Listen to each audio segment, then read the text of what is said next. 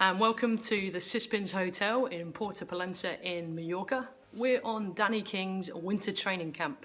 1 week into the training camp now, a few more days left, and we're going to find out exactly what she's been doing in preparation for the 2017 season.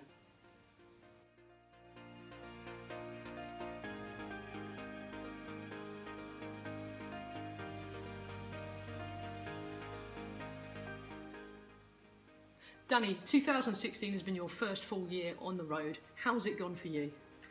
Yeah, I think looking back, it was a really good year. I obviously had the disappointment of not making the team for Rio, but if I take Rio out of the equation, I think it was a really good season for me, being my first year completely on the road. So I was really happy with a couple of top 10s in World Tour races.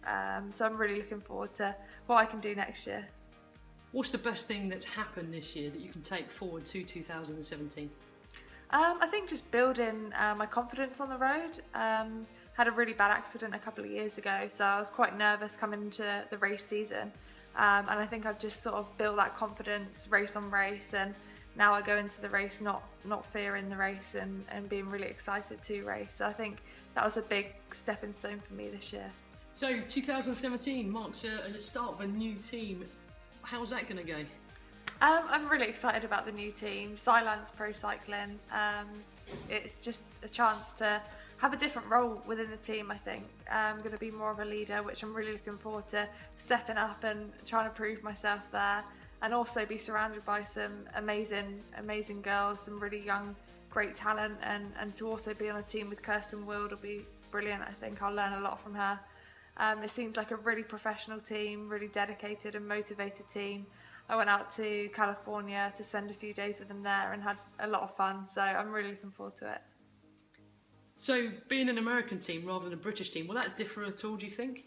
I don't think so. I think the way professional World Tour teams are set up is pretty much the same in terms of the professionalism, travelling to races together, and obviously the teamwork that makes up a bike race. I think what will be different will be the American races will be a lot more important than say the British races for the team. So yeah, I think the Tour of California will be one of my main aims for the year.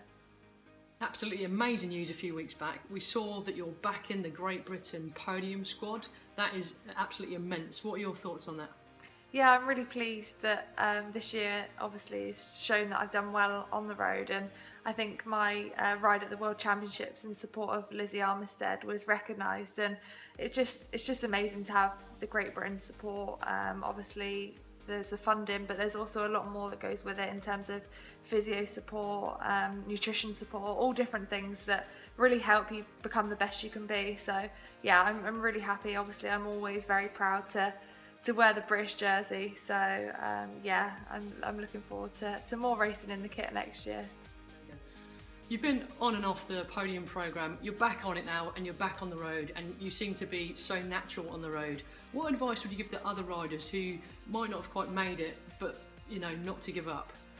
Yeah, for me, being on the squad wasn't everything. I always just love riding my bike. I want to keep improving as an athlete, and I wanted to keep pushing myself. So for me, it was just a chance of, you know, when I came off the programme, just continuing doing what I loved, working hard, being determined, and hopefully proving that I'm good enough to get back on, and that's what I've done. So I just think, yeah, if you love what you're doing and you're passionate about what you're doing, then to keep working hard, because yeah, I guess I've proved that you can be on and off and still be successful, even if at one time you're told you're not good enough.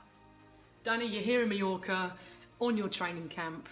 I know, I've seen you do the miles, I've seen the faces, I've seen all the things you've been doing. Tell us a little bit about why you're here. I was always looking to come to Mallorca in the winter. It's my favourite place to train. I've spent many times here, you know, doing the grueling miles, and it's a great way to get a lot of work in before Christmas and before the season starts. So I got in touch with yourself to find out where the best places to stay would be. And Cispins have been looking to support women's cycling, so really kindly put me up for 2 weeks to stay while I've been training, which has been absolutely fantastic. What kind of things have you been doing? I mean, I know myself, you're putting it all out there on the road, there's nothing left every day when I see you. Tell the viewers a little bit about that.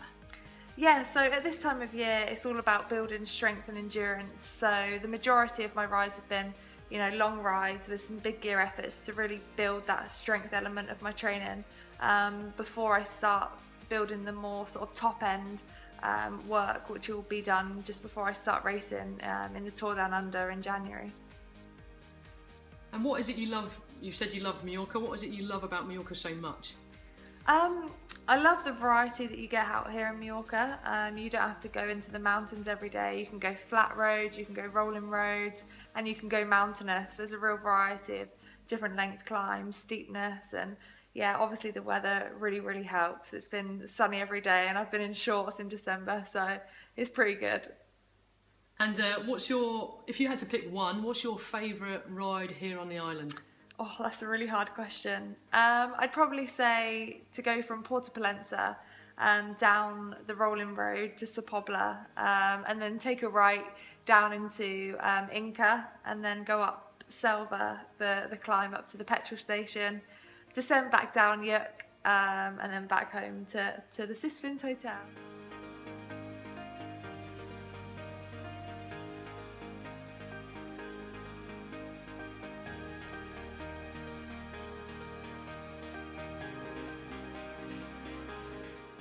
Obviously, you're a great cyclist. You've won many accolades, lots of awards. We watch you on television. You're amazing. What else do you do outside of your cycling?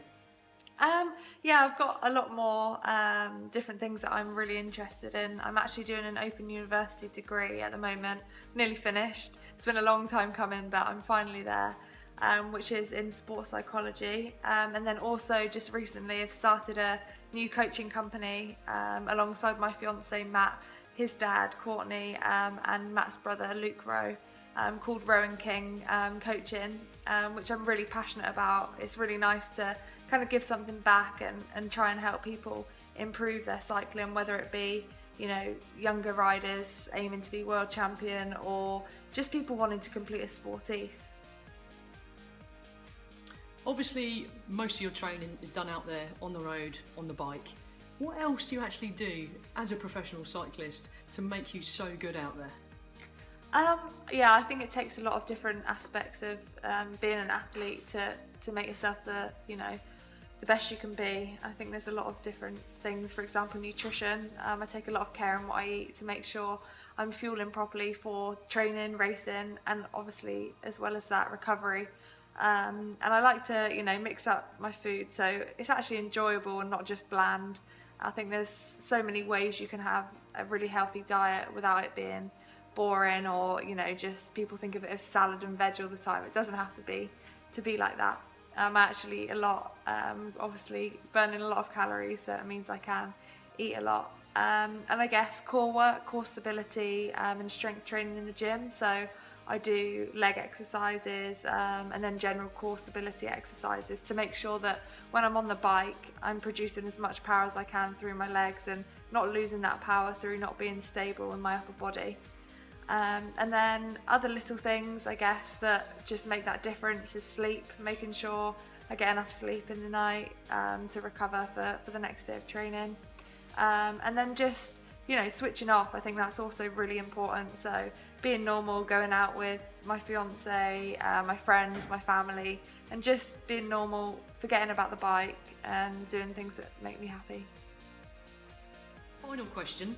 If you could put any pro rider, male or female, into your dream team of riders surrounding you, who would it be and why? Oh, that's a good question. If I was to go for a male pro rider, I'd probably go for Luke Rowe, obviously Team Sky rider. I just think when I watch him in races, he's just 100% dedicated to the team's goal, and he's got to be one of the best domestics out there.